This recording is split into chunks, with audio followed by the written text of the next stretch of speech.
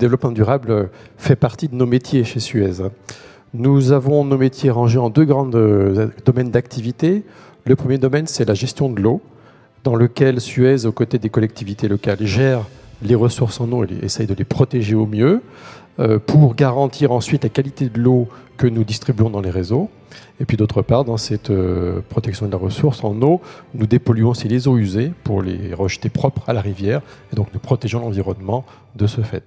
Le deuxième grand domaine d'activité, c'est le domaine de recyclage et valorisation des déchets, puisque nous collectons les déchets aux côtés des collectivités locales et des industriels pour les traiter, les trier et les revaloriser le plus possible en matières premières secondaires.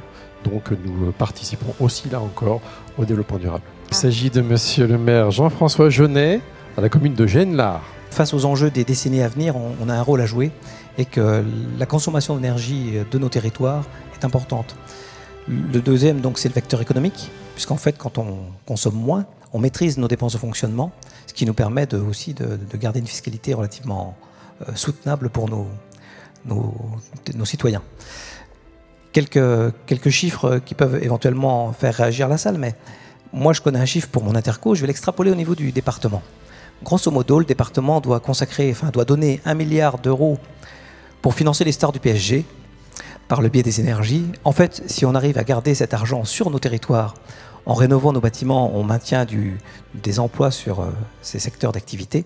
Et puis aussi, en produisant de l'énergie, on maintient encore des emplois supplémentaires. Donc ça veut dire qu'en fait, on relocalise des dépenses qui sont extrêmement importantes et qui partent. Mais j'aime bien Neymar ou Mbappé, mais je préfère voir l'argent sur notre territoire que partir ailleurs.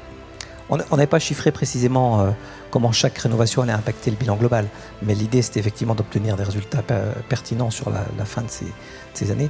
Donc il y a encore un travail à mener qui est toujours en cours, puisqu'on a encore des rénovations qui sont en cours, mais c'est effectivement un travail important.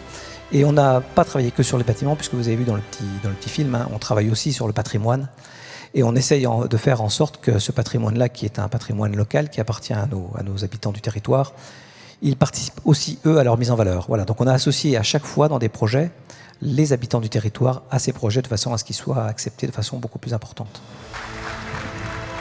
On vous remet le trophée, une petite photo.